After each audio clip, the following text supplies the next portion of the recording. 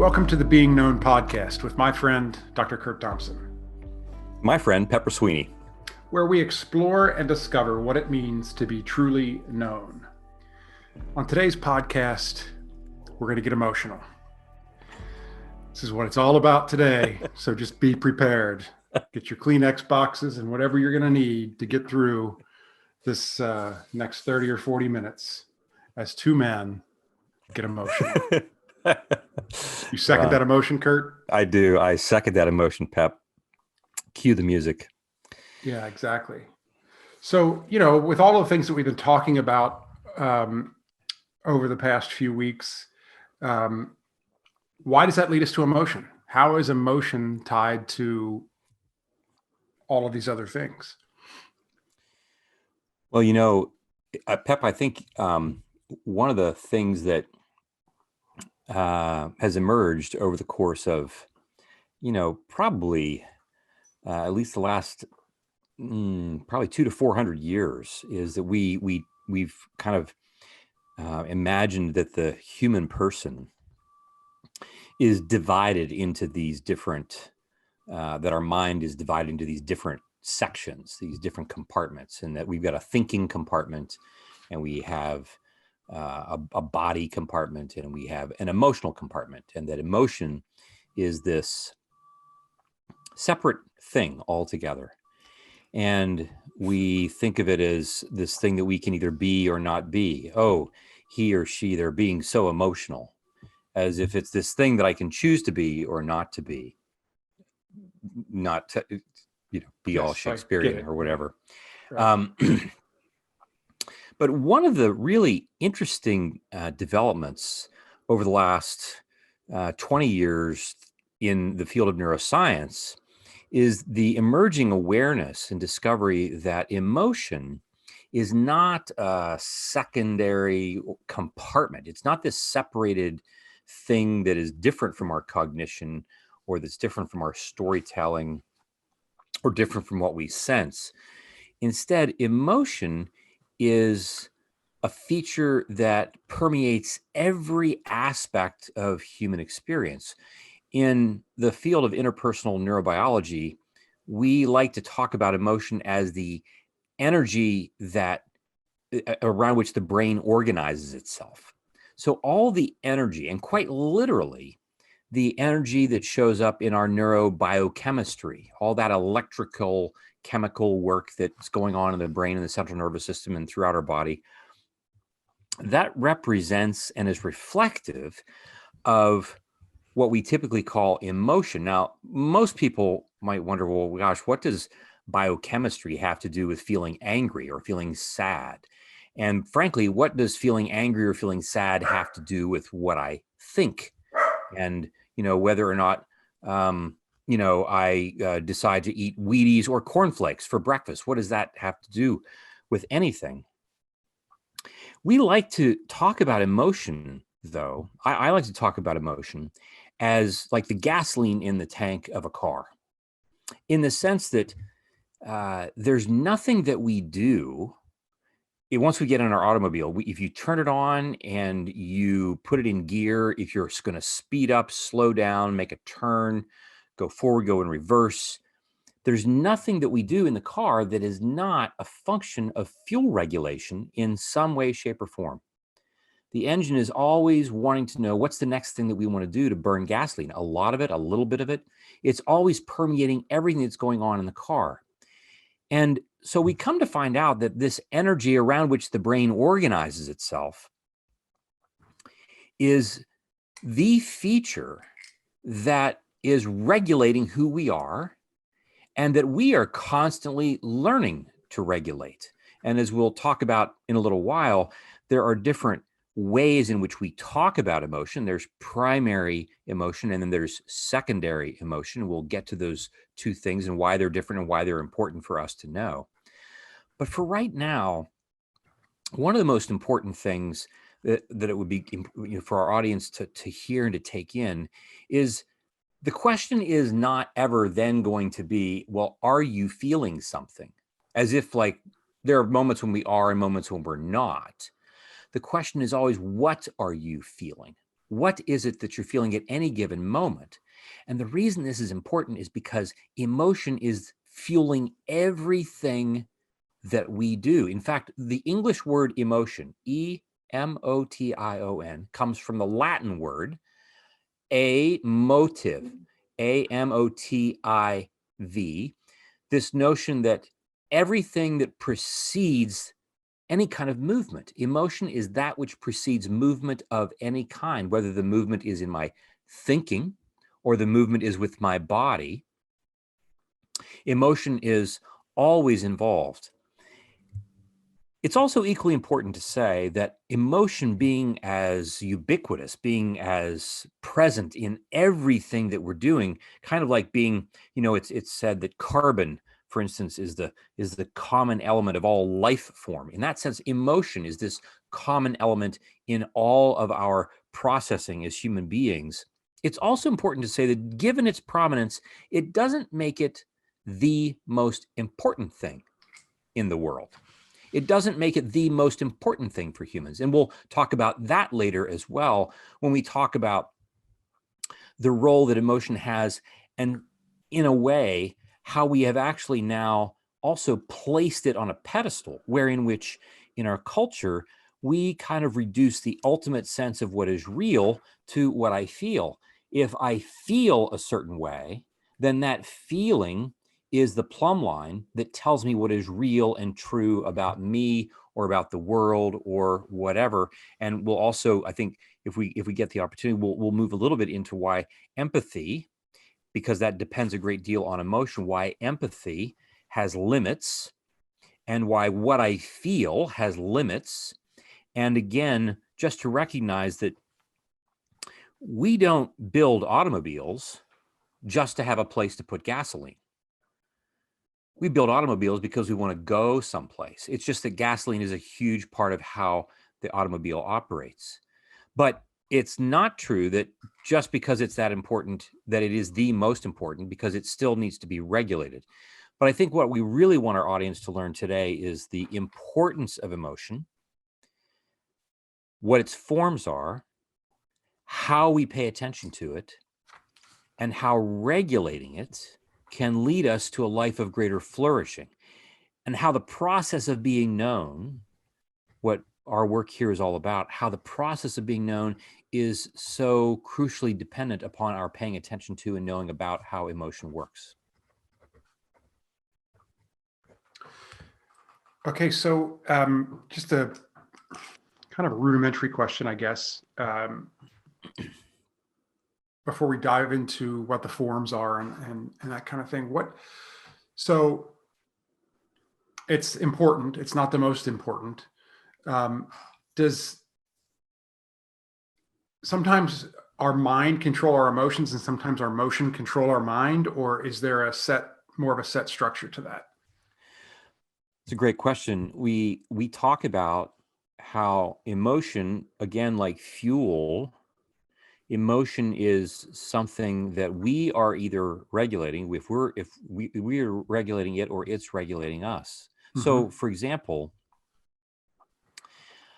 if I'm in the middle of a conversation with Phyllis, with my wife, and she says something, this just happened yesterday. This happened yesterday, where she said something. Are you sure you want to share this, Kurt? Because I just want to make sure.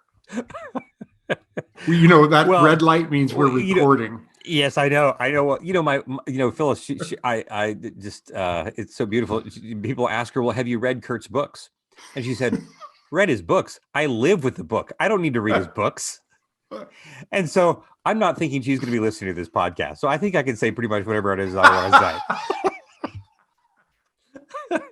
Honey, forgive me, but it's all falling on deaf ears. That's right.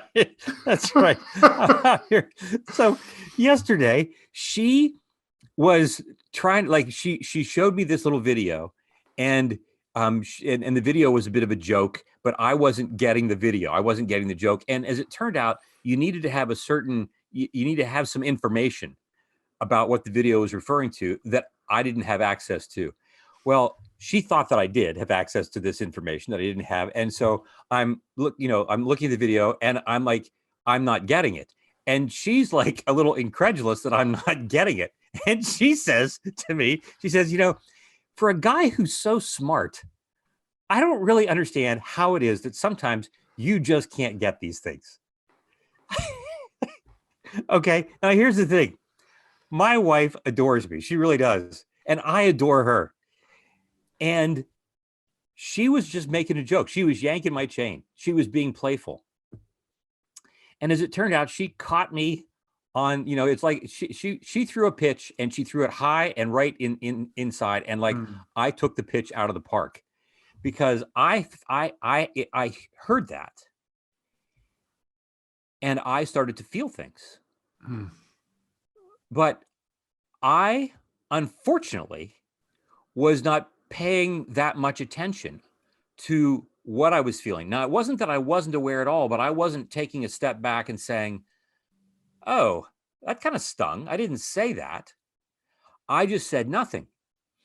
And literally 5 minutes later, we were talking about something else. And it was she asked me about if I knew where she had put something. Because like, I can't remember. I just had it. I can't remember where I put it.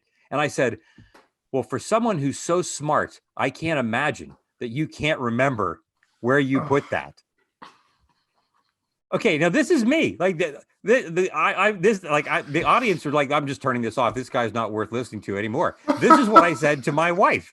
This isn't a marriage and therapy show. So. That's right. Well, it's obviously not, because I'm not going to be helping anybody if they're listening to my marriage, right? So, and she looks at me and she says, you're right. Sometimes it's just crazy how I cannot be I can't remember things, even though I'm really smart. And she's rubbing it in. She's rubbing the salt in the wound because I'm now intentionally trying to hurt her. Like I'm not trying, but like I was upset. Right. I hurt her feelings. And later I said to her, like, I really screwed that up. And we went on to talk about how, like, she, we worked it out. And she even said, like, I said, like, when you were, showing me this video, like, I didn't get it because there was certain information, obviously. And she's explaining to me. And I said, like, the minute you got to explain the joke, right, the joke, like, dissolves, right? And so she said to me, she said, like, I realized that I was really disappointed. I wanted to show you something that was really funny. Right. And you didn't get it. And I felt like somehow I felt bad that I wasn't, and she says that I said something and it wasn't very nice to you, and she apologized. And I said, yeah, but that's no excuse for what I said later about, your memory. And so we're all good. But it's a perfect example of how in a moment I felt something. When she said what she said to me, for a guy who's so smart, I felt something, and I felt it literally in my chest. And it came up into my face. Before you know it, 5 minutes later, it's coming out of my mouth, right? Right. But I'm not pausing to be able to see, like, oh, I'm feeling something. I know what that is, and I need to just say that. I need to name this to tame this. I needed to say this to her. Not to say, like, why'd you say that to me, but to say, like, I think I feel kind of bad. Like somehow I feel kind of stupid that I'm not getting the joke, which would have been a way for me to regulate what I was feeling. But instead, 5 minutes later, it was regulating me, as it were. It had me at the end of a whip. And I was tagging her with that, right? I was snapping at her. Yeah. It's interesting. You're saying how you weren't paying attention to your own emotion, right? The way, right, would have been a healthier way to handle it. But it also feels like, and stop me if I'm wrong, but it also feels like you really weren't paying attention to her emotion either, because when she delivered the line to you, she was not being really, trying to get you necessarily. Not at all. But not at all. Because you were, there was something else that was happening. An embarrassment or whatever, that you weren't getting the joke. And then when she said that, it just, I've been there. I'm not judging here. Yeah, this is exactly what happened. And so there's an interesting feature about this, that we see that emotion is this, We said on an earlier podcast episode that the mind is this embodied and relational process that emerges from within and between brains. And so that emotional exchange that took over my brain and my mouth, that emotion, now it's going across the room and affecting her as well. And so we see that emotion isn't just a thing that, you have over there in your silo and I have mine over here in my silo. No, it's being exchanged between the two of us. And my Right. emotional state, if I'm not regulating that very well, that's going to permeate and touch the lives of other people. Like as my colleague Courtney likes to say, emotion is contagious. And the way that I'm either regulating or not regulating these emotional states within me is going to have the impact of like moving out, rippling out, and touching and activating the emotion in other people around me. And so one of the most important things for us to recognize, again, is like an automobile whose engine is not being well regulated. If I'm just driving down a street that's 25 miles an hour, but I'm driving at 50, there's all kinds of dangerous stuff that can happen in that space because I'm not regulating that fuel very well. And, I think about, kind of where we are in our current situation, our current setting socially, in our culture, all the different layers that we talk about, politics and race and economics and the pandemic and so forth. From a neuroscience standpoint and even from a behavioral standpoint, we would say that, one of our fundamental challenges is that I, as an individual, am not regulating my own emotional state very well, not regulating that very well.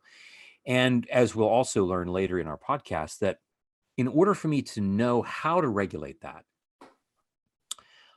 that is not just a thing that I just come out of the womb knowing how to do. I have to be taught how to do that. And I learn how to regulate my emotion most effectively through a process that we call co-regulation. That begins the moment that I'm born. And over the course of my lifetime, my parents, hopefully, are teaching me how to regulate my emotion by being my co-regulators. And they're not doing this like I learn how to do multiplication table when I'm in third grade. It's not a matter of somebody just shows me, like writes down emotions on a board and says, Kurt, here's what you do with anger and here's what you do with sadness and so forth. As much as it begins with people and their nonverbal cues when we're taking care of our infants, when our infants are crying and we comfort them, for instance, that's our teaching them how to emotionally regulate because they're going to learn how to co-regulate with us. But we'll get to that in just a moment. But for now, I think it's really important for us to know that emotion really is important. It is not the most important thing. It is important for us to learn to regulate it, because if we're not, it's going to regulate us, meaning it's going to control us. It's going to be driving us in some way, shape, or form. And that a lot of life is most effectively lived through the co-regulation of emotion between me and someone else. If I'm able to actually say to Phyllis yesterday, instead of doing what I did, instead, I might have said, gosh, I think I felt a little bad when you said that. I'm actually trying to talk about what I'm feeling. I'm not trying to accuse her of anything. I'm really just talking about what I'm feeling. Then she's able to say, "Oh gosh, I didn't mean to hurt your feelings. I'm sorry. This is this is what I was feeling and so forth." And we have a very different kind of exchange than the one that we had. And you can see that's a minor rupture that takes place in, homes every day, everywhere. The challenge is that those kinds of ruptures come because fundamentally I've not learned to regulate my emotion in that moment. And if I practice not regulating those emotions, then I get to the point where the results of the ruptures that come because of that dysregulation can be far greater than the one that Phyllis and I experienced yesterday. Listen, I'll give you just a few miles from my house. About a week ago, there was an incident of road rage where one guy cut somebody off unintentionally, but that person got so angry chased him down, hit his car, knocked him off the road. The guy looks in his rearview mirror and he sees the guy coming out of his car with a rifle. That guy happens to be packing heat as well. And there's a shooting on the freeway. Oh my gosh. So if we don't start regulating, Oh my God. Yeah. our emotions, I mean, think about like that, just like the extreme, right? Of just Right. how far it can go. But I have to say that it takes, like, it's not easy to be in a moment, like even the moment with you and your wife, and to start, like, you're feeling something, right? And so I think it's going to take a lot of practice to start saying, okay, what am I feeling? And how can I talk about what I'm feeling instead of attacking back or, Right. whatever else. Right. Right. Right. Well, this kind of takes us, I think, right to some of what I mentioned earlier. If it's okay for us to go there, I mean, to talk Yeah. now about this difference between primary and secondary emotion, and the whole notion of how we learn to regulate our emotion through this process that we call co-regulation. Just to rewind the tape a little bit, we remember in an earlier episode where we talked about how the brain operates bottom to top and right to left, in the sense that first we sense things in our bodies, and all those sensations run through our our neurological system to our spinal cord, and they run up the spinal cord to the base of our brain, the brain stem. And from there, things tend to run toward the right side of our brain, where the internal workings of the right side of our brain, particularly in a part of the brain called the insula, gives us a sense, this internal map of the body. And from there, it processes more on the right side of the brain, what I'm sensing and imaging and feeling. And then it sends it across the corpus callosum, that strip of tissue that connects the right and the left hemispheres of the brain, sends it to the left side of the brain, wherein, in general, that left side then starts to give us language. It starts to help us make sense of what we're sensing. First we sense, and then we make sense of what we sense. Bottom to top, right to left. Why is that important when it comes to emotion? When babies are born, their entire connection to the world is largely through touch. Yes, they do take in their mother's and father's voices. They begin to conjugate their gaze. They begin to see clearly and so forth. But the primary way that they are interfacing with the world is through the physical touch of their skin and of their bodies. They're feeling things. When they are distressed, they're distressed usually because they are sleepy, hungry, because they are uncomfortable, they're cold. And the way we respond to newborns is we pick them up. We don't say, hey, what do you need? They're not going to tell us anything. No, we pick them up. And already we are helping them begin to learn that when you are in distress, you express your distress and someone comes to comfort you.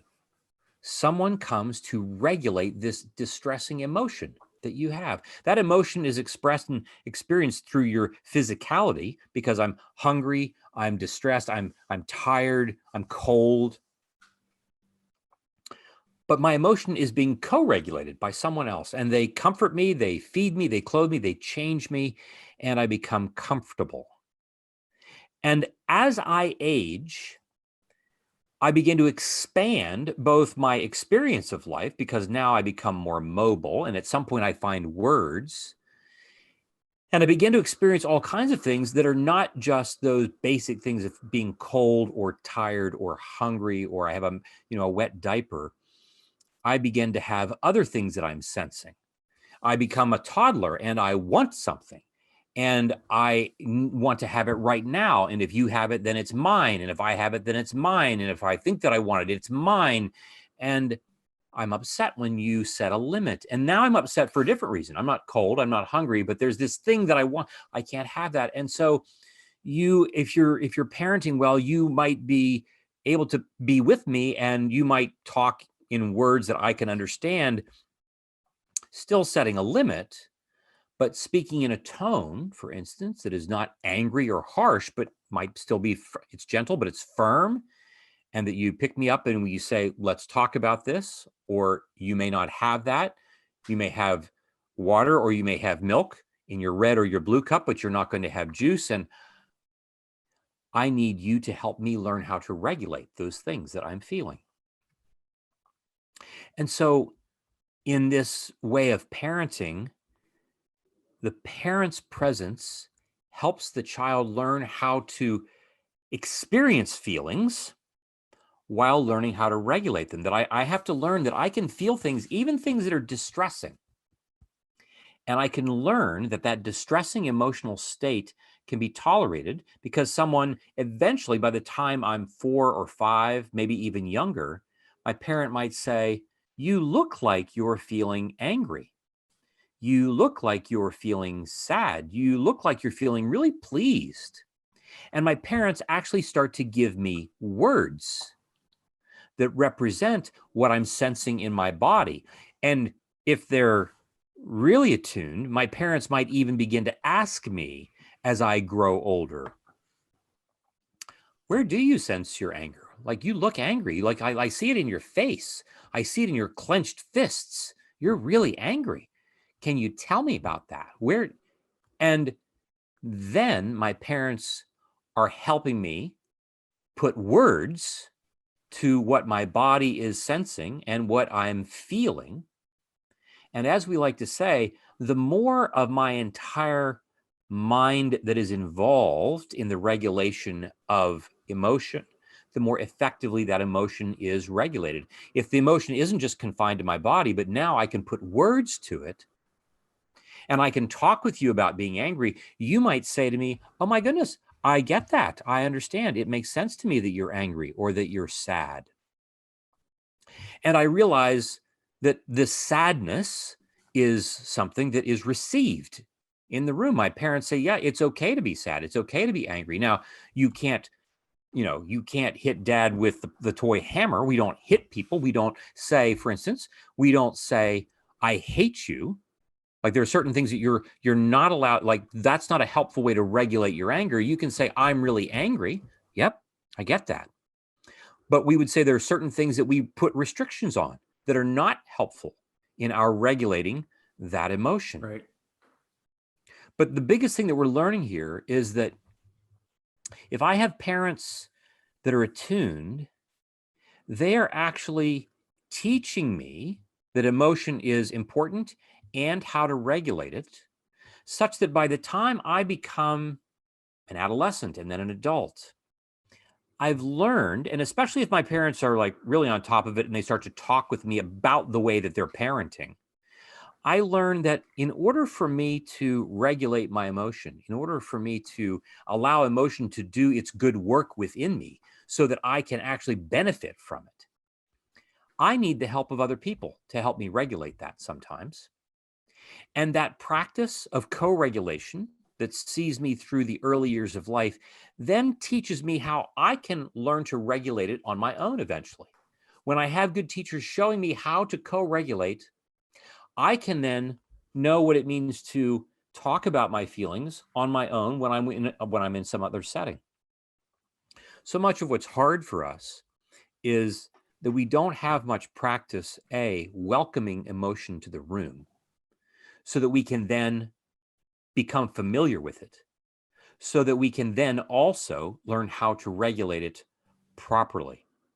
There is a way of thinking about the experience of emotional life that we will get to eventually on another episode when we talk about the work of Stephen Porges and this notion of the polyvagal theory. And in this notion, he talks about this idea of a window of tolerance, that part of the mission of what it means for us to grow up and flourish as humans is to widen our window of tolerance. And what are we tolerating? We're learning how to tolerate a range of emotional experience. This entire range of anger to joy, sadness, grief, longing, and everything in between is a range of emotion that, like, when I'm little, I can't tolerate very much at all, which is why when I'm 2 and I'm upset, I fall down in Safeway and have a tantrum. We hope that when I'm 22, I'm not doing the same thing. Then they would be calling other people, not my mother. They'd be calling other people for that. Right. But here, we're really talking about, as Porges talks about, widening the window of tolerance. We are expanding our capacity to tolerate a range of different things, such that when we do feel them, we can regulate them by expressing them in proper ways, and not necessarily the way that I did with my wife yesterday. Right. Right. So you started off this section where you were going to talk about the primary and the secondary, and we got into the co-regulation, which makes me just really pray that I was a good parent, and am still. Yeah. It's just learning those skills, all Right. the time still, and trying to have those kind of conversations with my kids. And Right. yeah. Well, I mean, it extends in adulthood. And we'll talk about primary and secondary emotion here in just a moment. But I mean, like, I mean, Pepper, I love, kind of, again, one of the reasons why I'm just so thrilled that you and I are doing this together is that we have a relationship that in which the very things that we're talking about are things that I can refer to. So I think of the I think of the multiple conversations that we've had in the time that we've known each other, in which everything from, gut busting humor to grief and anger and sadness, and the number of times that I have talked with you in ways in which, you've just received me, and things that are bouncing around in the back of my head that if I don't name them to you in those moments, like, I'm not going to be okay. And you're hearing me and not leaving the room. Not only does it allow me to name what I'm feeling, it changes what I'm feeling.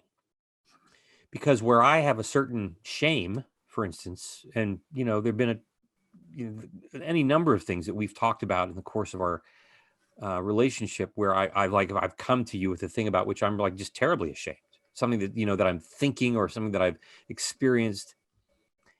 And that's an emotion that, like, I'm not, like, to contain that, to regulate that on my own is too much. And to put that on the table in front of you, and for you not to leave the room, it's not like, oh, now I still have my shame and you're just aware of it. But the very nature of it is, I experience that completely differently, because my feeling felt by you means the very nature of what I'm feeling is transformed. Shame does not get to take up residence in an isolated pocket in the back of my brain any longer, because you are hearing it and you're receiving that with compassion and empathy. Allows that to be different. And that's a primary example of co-regulation, even as an adult, Yeah, that's what I that was going to I've ask just you. been so grateful for. Yeah. Yeah. So we continue by being known to co-regulate, and that's growth, and that's Right. right. Right. So briefly, a little bit about this difference between primary and secondary emotion. Right. When we typically think about emotion, we think about it in terms of these particular feelings that we have, which makes sense. I'm angry, I'm sad, I'm hurt, I'm lonely.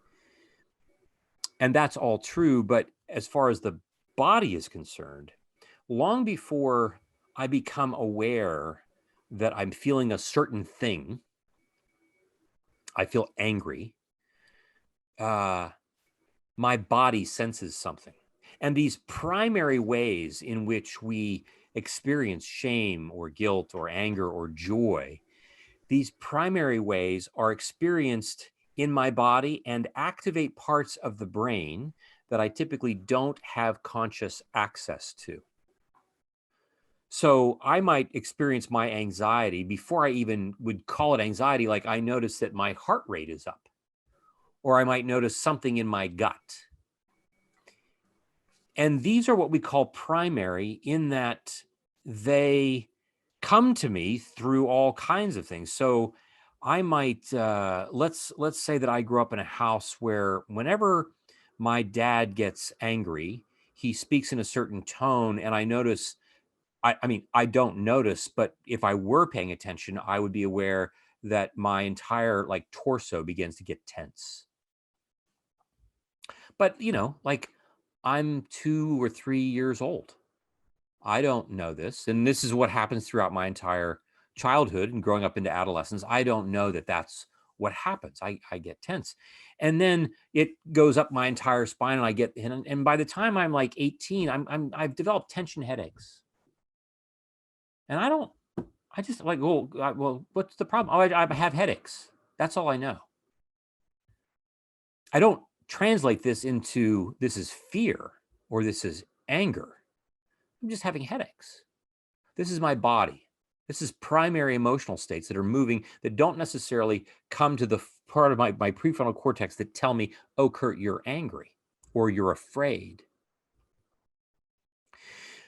But the primary emotion eventually then emerges into what we call secondary emotion, or this universal emotion. And by universal, we mean that secondary emotion, what we call these discrete blocks of emotional content. I feel angry, I feel sad. So our audience will all agree that, like, if I feel sad, that feels different than when I feel happy.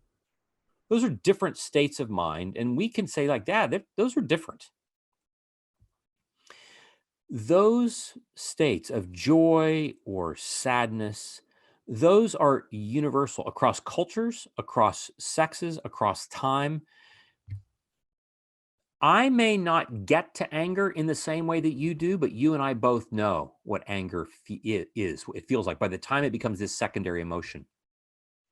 You and I may not both experience our shame through the same way, but we both know what it's like when it gets there eventually. And so why is this important? It's because we can have very different primary emotional experiences. By the time we experience it secondarily, by the time I know that I'm feeling anger, I can resonate with you who says, like, I feel anger as well. Our stories may be different. How our bodies processed that anger may be different. You might not have tension headaches like I do. But by the time I'm able to say, gosh, as it turns out, I'm pretty angry about the way my dad behaved growing up in my house. Or I'm pretty, I feel this sense of feeling abandoned because I had a mom who, in her depression just went to bed and didn't come out of her bedroom for days. Or I was sexually mistreated as a kid, when I was, between the ages of 6 to 9 from an uncle, and I never told anybody. And now, I'm in my mid 30s and I'm finally coming out with it. And all these things that I've felt, but have never allowed myself to feel in this secondary way that's much more conscious. Why is any of that important? First of all, we live in a culture, as I said, in which we think that emotion is this compartmentalized thing that we can either feel or not feel. When we begin to recognize that emotion is involved in everything, then we can become more curious about the question, what are you feeling? What are you feeling? And the reason that question is so crucially important in the work that we do in psychotherapy, and in the work that I would suggest that we do in friendship. This isn't just a clinical thing. This is what it means to be human. That if we're willing to ask a person a question, what do you feel? We're inviting people to get to some of the fundamentals of what their experience of being known are all about. We have developed and run these confessional communities in our practice. And they're a sheer joy to be part of. And people are just working their tails off at becoming increasingly more real as human beings, telling their stories more truly. And of course, This is a question that I ask in my individual therapy with patients as well, but we also ask this question repeatedly over and over and over again in these groups. What are you feeling? Sam, what are you feeling? And, about 7 times out of 10, especially when we're running men's groups, about 7 times out of 10, I ask Sam or Phil what he's feeling. And he says, well, I think that, and he's about to tell me what he thinks. Or he says, well, I feel that George is really making a mistake. And we have to coach people. I'm not asking you what you think. I'm not asking what you feel that you think. There are even people who, when they talk about feelings, think they're expressing what they're feeling, but they're really talking about what they think about what they feel. Because we are so not practiced at identifying what I feel. And so we will pause them repeatedly, pause them and say, what are you feeling? Or reframe it and say, what's the emotion that is emerging for you right now? Didn't you also say in a prior podcast that one of the practices that you do in that group is when the person tells their story, the other people in the room talk about what that makes them feel. And then that opens up the person's eyes to some things that they may not. Yeah. Talk about that. I mean, I know we talked about it previously, but tie it in here. Right. So this notion that when you ask a person what they feel, and they have a hard time doing that, but when they tell their story, they may not be aware that they're actually feeling the very things that other people start to pick up on. I said earlier that my colleague Courtney likes to talk about feelings being contagious. I'll never forget this one story where a guy was telling his story and another guy started to just say, like, man, I hear your story and I am just exhausted. Just exhausted. And the storyteller said, I don't think I've ever in my life been willing to admit how exhausted I am. And I don't think that if you hadn't said that, I don't think I would have had any idea that tired is the thing that I walk around on the earth feeling all day, every day. I'm tired in the middle of my life. And that's an example of how we move by naming what our emotion is. We move from the primary emotional states to the secondary emotional states, because a lot of times we'll say, well, I'm not really sure what I feel, but I'm feeling uncomfortable. I'm feeling something. And we ask, where do you feel it in your body? And they might point that, I feel it over my heart, or I feel it in my abdomen, or I feel it in my face. I guess it's in my jaw because I'm just so tense. Or someone else might say, like, man, I don't know. Well, someone else might say, well, like, just look at how you're sitting. You're sitting there with your arms crossed and your legs crossed, like you don't want to be within 20 yards of us. And then a whole world begins to open to them, because they move from this primary felt sense of where it is in their body to being able to give a word to it. And sometimes they might not be able to give a word, but in these communities, somebody else can. Somebody else can say, well, when you were talking about that trip that you took across the country with your dad when you were 17, which just the two of you went for this, 2-week trip, just the two of you. And then, 2 years later, he was dead from a heart attack. I'm just remembering this one story being told. Like, I just remember I heard that and I thought, man, what a loss at 19 to lose your dad after having had this trip when you were 17, in which you were just, and it's something to watch a 45-year-old guy just lose his crap right there because somebody else names grief that he's been carrying for 25 years, but that he's not allowed himself to sense or name or experience, because when his dad dies, he's got to drop out of college and he's got to work and work and work in order to make sure that his family of origin is okay before he can eventually get back to college. And all the work that is involved in doing that means that his grief is pushed underground. And it's pushed underground until somebody else comes to mine it. And that's co-regulation.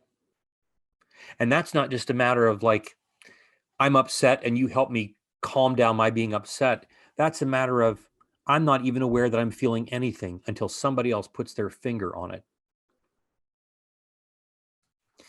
And, this is,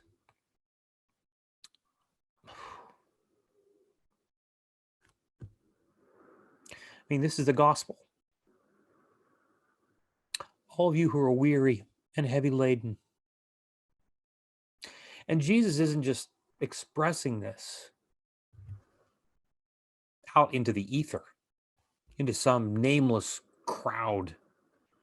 He's looking people in the eye, and he's naming for people their weariness and their burden, that they don't have. Like, look, I don't have time to be talking about my burden or my weariness, because I'm just too busy trying to get like enough bread on my table so that my kids can survive another day. I don't get time to pay attention to this. And Jesus names this in the same way that in these confessional communities, somebody names somebody's grief.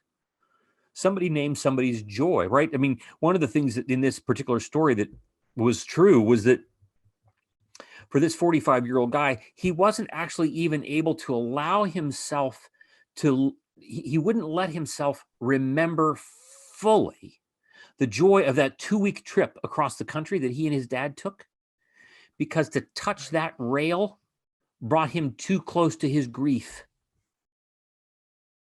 And if you get swallowed by your grief, then you're not going to be able to do the hard work that you have to do to make sure that everybody survives in your family. Joy. You do. Exactly. That's exactly right. And so back to, Porges and this notion of this window of tolerance, like if I can't tolerate my grief because I don't have somebody there that will enable me to co-regulate that, then I also don't get the benefit of being able to remember and remain immersed in my joy that was part of that same relationship. And so we find that we can think that there's just lots of emotions. We talk about afflicting emotion and how difficult it is for us to,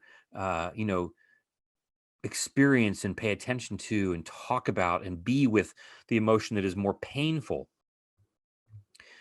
But those emotions are often tied themselves to other experiences that equally have as much joy that's related to them. And so if I cut off certain emotion, I might also find myself cutting off vast swaths of other emotion as well. But it's in these communities where co-regulation takes place, where I don't just learn that somebody can help me manage the stuff that's difficult, but somebody can actually even access things that are difficult that heretofore I've worked really hard to keep pushed away. One of the things that, there was a time, and maybe this still is true, is that when petroleum companies advertise their gasoline as being clean burning fuel, gasoline that, cleans your car engine while you run it. I mean, I'm not quite sure that's even true, but, they say it is. And there is a sense, I remember in cars that would, have carburetors and those kind of, we would talk about dirty fuel, right? We would talk about the fact that you could get fuel, you could get stuff in the fuel that would make it, hard on the engine. And, a part of what we like to say about emotion is that emotion in and of itself is neither good nor bad. Emotion, it's gasoline, but we want to regulate it well, right? We want to make sure that we can name these things. To tell our stories, as we've said, to tell our stories more truly means that I want to tell all of my story. I want to name all of the emotional states that are banging around inside my head. Because in so doing, I want to be able to name the things that I'm paying attention to. One of the things that and we'll get to this eventually when we talk about attention and consciousness is one of the domains of integration of the mind. We pay attention to things that are emotionally salient. What do you mean by that? One of the primary roles that emotion plays is that it is the thing that draws our attention to anything Right. in the world. I pay attention to things that capture my emotional states. I don't just pay attention to something that's interesting because it's interesting. It's interesting because I'm emotionally drawn to it. I'm attracted to it. I feel something. There is this surge of primary emotion, even if I don't at first know that, intrigue or joy is really what's emerging for me. I'm just drawn to this. If someone were to walk into the room with a handgun, that wouldn't be pleasant, but my emotion would be immediately drawn to it because, my attention would be drawn to it because it's emotionally salient. It's emotionally significant to me. I'm afraid. And so I pay attention to that. But equally well, if I were to walk into the room and there are 30 people there ready to celebrate my birthday, I would pay attention to that as well because there is a surge of emotion that's taking place within me. And those things that are emotionally salient, we pay attention to. And what we pay attention to, we remember. And what we remember becomes our anticipated future. And so we come to discover that emotion is crucial because it drives attention, which drives memory, which drives our anticipated future. And as we, over the course of our podcast series, talk about, well, what happens when we experience trauma, what happens when we experience healing, all those kinds of things, we'll get a greater and greater sense of the importance of emotion and being curious about this. Asking the question, what do we feel? What do we feel? What do we feel? For the purpose of them asking the question eventually, what do we want to do in response to this? So much of my actions, like what happened with Phyllis and me yesterday, they were just my primal, lower brain grabbing the gear shift and the steering wheel, grabbing my mouth and saying, well, and just being a smart aleck, with her, right?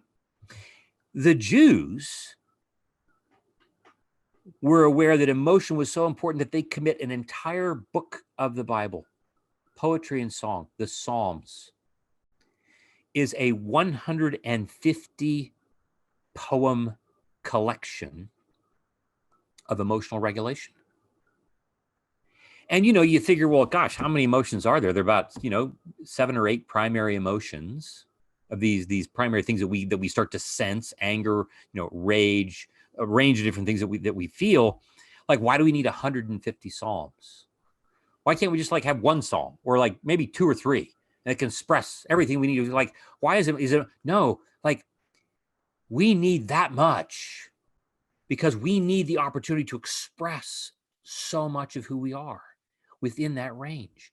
And the other thing that is really important to recognize is that these Psalms were written, collected, and produced for the purpose of being read and sung in the congregation, in the community. Nowadays, we, in our private Bible studies, we read these individually, all of which is really important and necessary and helpful. But that's not how they were originally designed. They were designed for us to be sung, read, memorized together in public. We would look at each other while we were saying these Psalms, while we were expressing all this agony and joy. Without them being neuroscientists, they were doing the very things that our minds desperately need for us to be able to do, because I'm not just anticipating and expressing emotion. I'm doing it in the context of community that enables me to regulate it most effectively.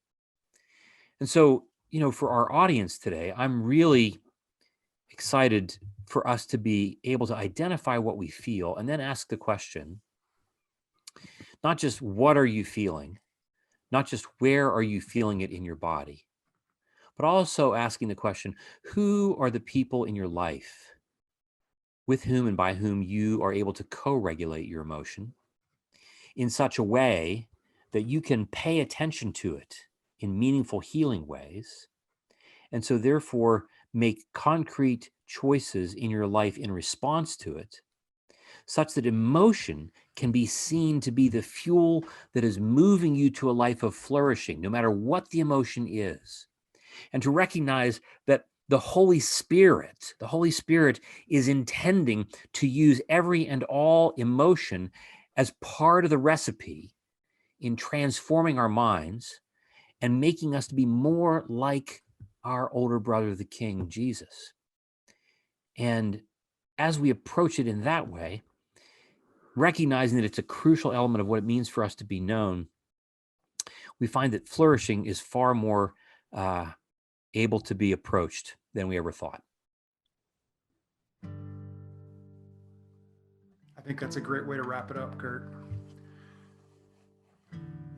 I appreciate you being someone who co-regulates with me, and it's great being with you here today. Obviously, this emotion is a very big subject, and we will be revisiting it again. Because as you say, it's intertwined with everything. Right. And it is important, but it's not the most important. Right. Yeah. Well said. Thank you, Kurt. This has been great. Thanks, Pep. Next time. Next time.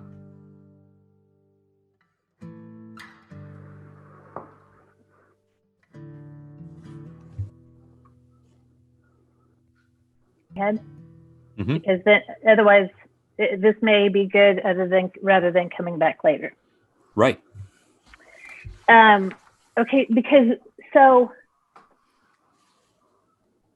obviously emotion is so significant, and then regulating it and co-regulating it is really where it all is. Like, that's what it's about, is regulating it and co-regulating it. And it so made me think about when we talked about vulnerability, because that feels so vulnerable to me. Yep. And that made me think of one time with Pep. We had a call scheduled and Pep had to reschedule it, which is usually not a big deal. But when he did, I was flooded, totally surprised by my feelings. And so I said, no problem, Pep, will reschedule. And then I thought, from those feelings, then I made up a story. Like, this is why Pep canceled, blah, blah, blah. I could go into the story. So then I let Pep know. I was like, Pep, this is what happened. I was flooded, and this is a story I made up. Again, I felt very vulnerable. And Pep told me what his story was. And that helped me regulate. But then, Kurt, when you were talking about, when you were if you were raised with parents who said, came to you when you were in need and noticed your emotions and helped you co-regulate. But then I think, okay, what happens for any of our listeners or any of us that weren't raised with that? Then I think, okay, we fumble. We like you said, Kurt, we are constantly learning how to regulate. But how do we do that? Like, practical ways to do that. And like Pep, you said, we are continuing to be known by co-regulating. It is so critical. Yeah. And what a fabulous thing to work on and dive into. Yeah. Yeah. So, okay, Pep, response? Yeah. So, I mean, I feel like it's the work that we've been doing. It's the relationships that we have. It's what we've been doing, but I have just not understood it, like what was, what was happening, right? Like I didn't, this is the first I've known about co-regulation of emotion, but I know that I've been practicing that. Right. Yeah. And, for Amy, for people like you're talking about who didn't have or don't have parents that help them co-regulate from an early age and help them, that's, none of us have had perfect parents that have done all of those things for us. Right. I mean, and I'm not a perfect parent to my kids. And honestly, hope that they seek out therapy at times in their lives when they need it, and prayerful that they've, seen relationships modeled in our lives that will make them want to go out and find those peers or those mentors or those people, those guides that are going to help them with all of this. Right. Yeah. Even as you're talking, Amy, I mean, there's a part of me that wants to, and maybe this is part of what we were saying yesterday about finding, we're having this chat right now. We can kind of come back and kind of like add some stuff onto these. Right. So like I wasn't thinking about it at the time, but I could easily kind of just describe my own experience, right? I grew up in a house where, one of the common parenting tools was you quit your crying or I'm going to give you something to cry about. Yeah. Right? Yeah. And like I learned that, okay, I'm not allowed. I mean, I wasn't thinking this, as a 6 or a 14-year-old. Right. I wasn't thinking I'm not allowed ever to be angry at my dad. But that's exactly what I was embodying. And I learned to be afraid of anger. I learned to be afraid of it. And, that's been a problem for me because it means and quite literally, it was not until my oldest brother died 3 years ago, that I discovered how much rage I'm walking around with. I got 56 years of rage, and I'm angry at everybody. I'm angry at my parents. I'm angry at my brothers. I'm angry at I'm angry at my wife. I'm angry at, and at the same time, I'm terrified of it. Right. I will do anything to keep somebody from being mad at me. Right. And I think in some respects, some of that is because I wasn't taught how, like, that you can actually be angry and be okay. Like you can be angry and sin not. Like, no. Anger is going to kill somebody. And I'll tell you how it's going to happen. You're not going to kill me. What's going to happen is if I really let loose what I'm feeling, like it's going to be a scorched earth. Yeah. Like there will be no prisoners. And, yeah. And even now, so like, So and that's what the tolerance, like welcoming it and noticing it, like it's okay. Like, we don't have to get away from it. We don't have to make it pep with yours. We don't have to like put it on somebody. We can notice it in the room and it's okay. Right. Yeah. And my fear is that if it shows up, I'm, somehow I'm going to be seen as the responsible party for why it's here. And then I'm going to be left. I'm going to be like this catastrophic sense of abandonment, or I'm going to be annihilated. I mean, something about like, whatever it is, like, it's not going to be good. Right. And so I think, like, I don't know, I think it could be helpful for us to even talk about that a little bit, and then even come back and say there could be some practical things, like who are the people that you're actually saying, like, look, we're going to tell your story, and we're gonna name some things that we feel about some things in our story. It's important for you to get to know that, and then you could go online and you can look up, well, what are some feeling words. And where do you see yourself feeling joy, anger, sadness, grief, shame? Like where are some places in your life so you actually do some exploring with that in a way that is kind of non-threatening in some respects, right? I don't have to wait until it's showing up in my kitchen. I can actually look for it on my, in a safer environment, so to speak. I don't know. I don't mean to I'm just yapping now, but. No, that's good. Well, and even like, I think, okay, this week, and it's we will have to come back to this. But I think even like this week, like what we could do, anybody could do right now, is to just notice what when we're experiencing emotions, because it is even hard. They go unnoticed many times. It's like, oh wow, I'm really annoyed.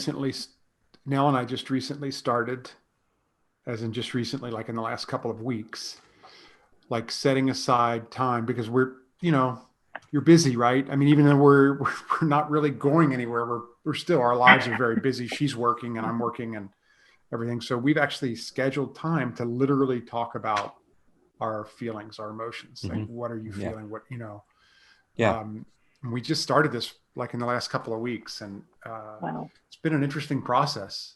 Like I don't know how much you would want to say, but like Pep, I would love for that to be on the podcast. I mean, I would love for them to do it on the podcast. Yeah. To have Nell to be our guest. Nell to be on our podcast. No. Yeah.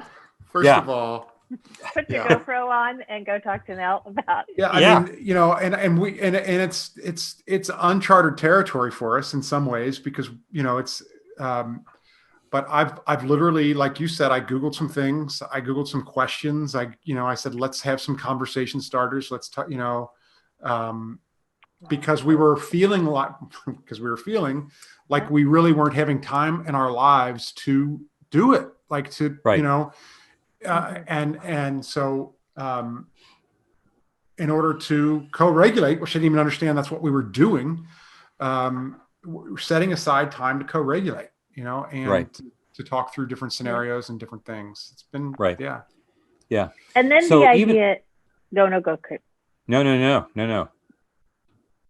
go. And then the idea, Kurt, when you said, okay, emotion drives everything. It drives our attention, our memory, our anticipated future. Okay, after we record, I want to go to a coffee shop and just let that sink in, because that is huge. Because if we anticipate our future, however we anticipate our future is significant. So. Right. And something else that I didn't even talk about, I mean, there will always be more opportunity to talk about these things. But the other thing that we didn't say is that, emotion plays such a huge role, as we just said, right? Pay attention. We remember, that becomes our anticipated future.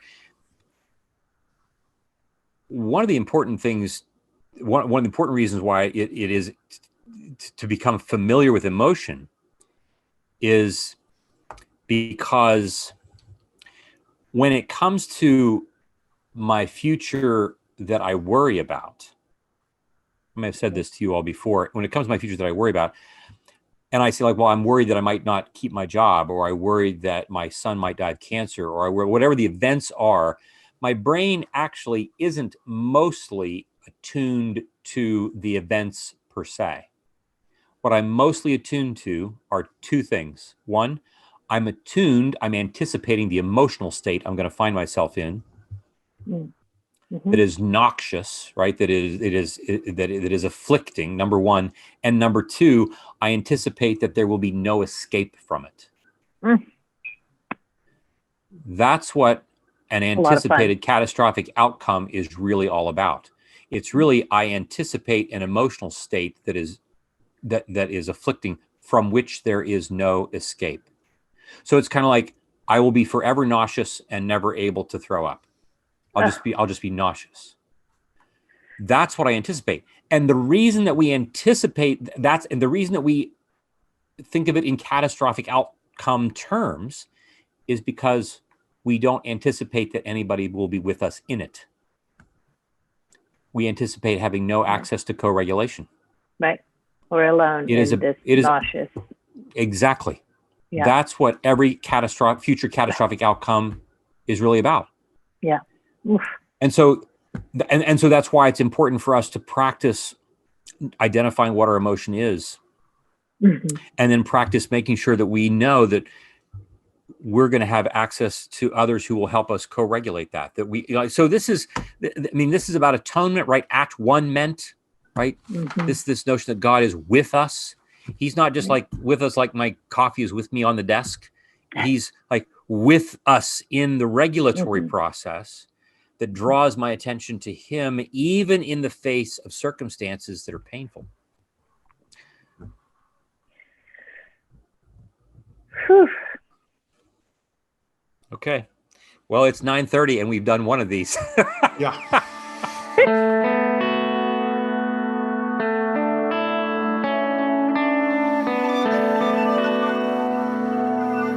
This podcast is produced by Kurt Thompson, Pepper Sweeney, and myself, Amy Chella.